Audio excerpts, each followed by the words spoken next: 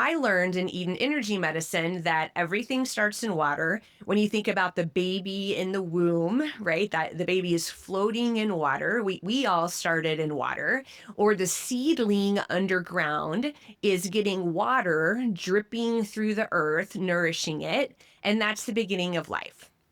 However, at the end of life, where do we go? We go back to the seed. We go back into the earth.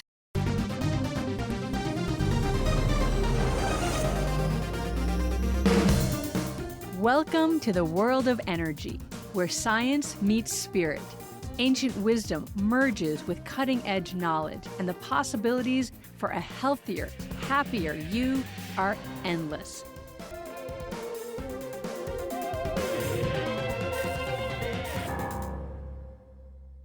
Hello, this is Blaine, and welcome to another episode of Energy Works.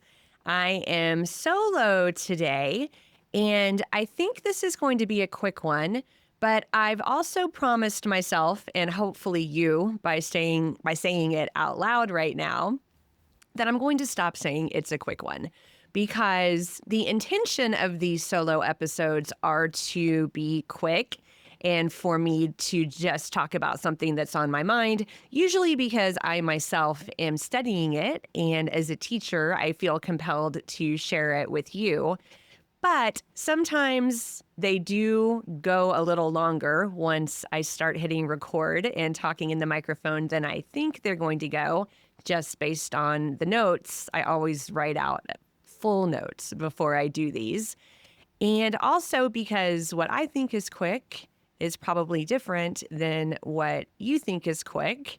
And most importantly, by the time you are listening to this or watching this, you are fully aware of how long it is because the timestamp is right there. So me sitting here, I don't know exactly how long this is going to go. So I'm going to stop saying this is quick, because that's not really helpful to anyone, but it is my intention. I know that sometimes Lauren and I can go a little longer. And when Lauren has a guest for her Cool People Big Ideas series, that does always go longer. So of the three options there, my intention is that this is the quickest all the time, that it's always the quickest. Okay. So today we are going to talk about the water element, specifically the water element's importance in aging. And as I've been studying in the way that the universe has put my studies in front of me, it didn't land with me previously how much, when we focus on healthy aging, of all of the elements, the water element is the most critical. And in the tradition with Eden Energy Medicine that I first learned about, the Chinese five element theory, in that tradition, we learned that water is first. So the cycle goes water, wood, fire, earth, metal. And water is the beginning of life, and metal is the end of life, or the beginning and end of an experience, or a phase, or a breath, or all of the cycles that we experience here on earth. I learned a while back that in other traditions, you start in wood and you end in water. And I appreciate that different, it's a cycle. So theoretically, you could start and end it anywhere because it just goes around and around and around and around. You could say that the day starts and ends at 6 a.m., or you could say that it starts and ends at 1 p.m., or you could say that it starts and ends at 11 p.m., right? It's just kind of how you look at the world and how you run your day and your life. So I understand that in a cycle, you can start and end anywhere. And so I originally learned that it starts and ends, or it starts in water, ends in metal. Other people think it starts in wood, ends in water. And I appreciate the point of view that it ends in water more now, based on everything that I'm going to talk about today, that I've been learning from studying with traditional Chinese medicine teachers, and also in food energetics, which are the backbone of food energetics is Chinese 5 element theory. And so I'm learning from other teachers now that, looking through the lens of supporting our wellness with what we eat, and all of the elements are important, but they teach about water in a slightly different way. And in a nutshell, it's pretty easy for me to see it either way. I learned in Eden Energy Medicine that everything starts in water. When you think about the baby in the womb, right, that the baby is floating in water. We all started in water. Or the seedling underground is getting water dripping through the earth, nourishing it. And that's the beginning of life. However, at the end of life, where do we go? We go back to the seed. We go back into the earth. We go back to the womb, however you want to see it. And so I can understand how some people view the end of life being the water phase. Two terms when I study, or two phrases that I hear, are inevitable flow downstream and the declining well. That's two things. The declining well and the inevitable flow downstream are two metaphors. I'll also sometimes hear about candle, which I'll touch on. Candle does feel a little bit more like a fire metaphor, but same thing. So the general idea is when a river is flowing down to empty into the sea, it can't turn around and go back the other way. And so we want to conserve and nourish the water that we have before it has emptied into the sea and it is gone. Or the declining well metaphor is when we're born, we are a full well, this Jing, this life essence, life force energy, prana, we would call it in yoga. When we are born, the well is as full as it's going to get. It cannot possibly get any more full. And as we age from day one to year one to decade one, our well is slowly declining. And again, we want to nourish and conserve what we have remaining. And the candle is really, the candle wick is a height. When you are born, you're burning the candle, and all through your life, then your candle is burning down, down, down, down, down, and then it comes to the end. And so that's another metaphor, not as much of a water metaphor. But I think you get the spirit of how this is looked at. We want to nourish and enliven and conserve what we have left as we move forward in the rest of our life. So the two meridians in water element are kidney and bladder. The bones are governed by kidney, and as we age, we get this weakness in our bones, osteoporosis, osteopenia, maybe some low back pain, weaker knees, just our structure starts to break down a little bit. And then on the bladder side of things, we have our urinary health, incontinence, inability to fully empty, urgency, maybe needing to get up several times during the night, weakening pelvic floor. So that is the bladder side. And also kidney governs our ears. And so hearing loss and tinnitus are governed by kidney. And the other thing that kidney governs is marrow and brain. And in Chinese medicine, they look at marrow broader than I think most people do in Western medicine, which is the inside of the bones, which obviously kidney governs bones, and bone marrow is a big part of that. But marrow is also the spinal cord and the brain. And so when it comes to degenerating spine, cognitive decline, memory loss, all of that spine and brain stuff, this is all also governed by kidney and things that we are concerned about as we age. Emotionally, out of balance water is fear, and in balanced water is courage. And I think we all know older people, I'll call it stuck in their ways. I mean, maybe they wouldn't say that they have fear, but stuck in the ways is why aren't you going out and doing new things and taking on new experiences and maybe acting like you did in your youth when you are older in life?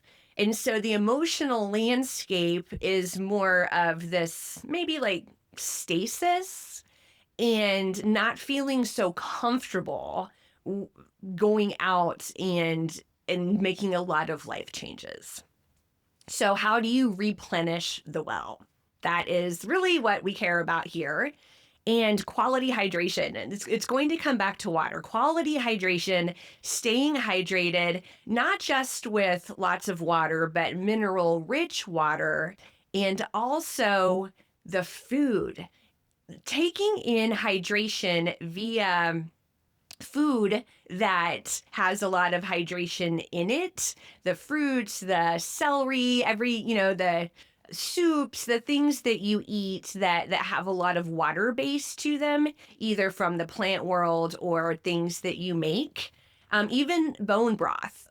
Bones, right? Bone broth. I'm vegan. I don't do bone broth, but there are vegan versions of bone broth, which bring me this mineral rich, warm hydration into my body. We don't want a lot of cold, raw vegetables, ice water, cold foods. We want this more warm and nourishing food, either room temperature waters or warmer waters like tea. Tea is great and very hydrating. And we want gentleness to our movement. We want more yin, the very active, out in the world, that's very yang. And too much yang without the yin drains our well and does not help us slow down the draining of the well or replenish the well. And so, yoga, healing yoga, like energy medicine yoga, walks, being out in nature, Tai Chi, Qigong, this slow, gentle movement is very healing and replenishing. And I want to say, many of you listening and watching know me in person, or I'm your teacher. You know, I am a very active person. I lift weights in the gym. I run. I compete in running races. I train hard. And so, what this means to me is not that I stop doing those things. It means I have to double down on the more nourishing activities because I have my candle, right? We have the phrase burning the candle at both ends. I'm not going to get away with burning the candles at both ends like I did when my well was a lot more full, nor do I want to. So I have to make decisions about the time I spend running, which I love running, and the time I spend walking and easy hikes and gentle swims and healing energy medicine yoga practices, meditation, chanting, writing, journaling. I get a lot of sleep. That is one way that I really fill my well is I'm very strict on sleeping. There's many podcasts about me talking about sleep. I have a deep understanding that my sleep is critically important and I sleep like it's my job. I show up to bed at night at a certain time and I get out of bed the next day and show up to the world at a certain time like it's my job. I am a very good sleeper, which is one of the ways that I personally keep my well replenished. Breath work, mindful breathing. And when it comes to the bladder health, pelvic floor exercises for sure, but also tuning in to your intake of hydration and mindfully urinating. And what I mean by that is, and it's going to sound a little woo woo, drink your tea and say to yourself, I am hydrating my body. Use your mind and your thoughts to really integrate what you are drinking, your water, your tea, or your water-rich foods, or your bone broth or vegan version of bone broth, or soups or stews or ramen or whatever it is you're having. Take the moment to feel the hydration of the body, acknowledge the hydration of the body. And when you urinate, take time. And I know sometimes I'm like, oh my gosh, I have to pee. I have 1 minute. I have to, that is not taking the time, right? So doing the best you can, we all have our life to mindfully urinate and fully empty the bladder. And then wait till the bladder is full, and then fully empty the bladder. Wait till the bladder is full, fully empty the bladder, and being very mindful about it as part of this, the well, filling your well. Some other foods, we talked about water-rich foods, which are most important. The water is key here.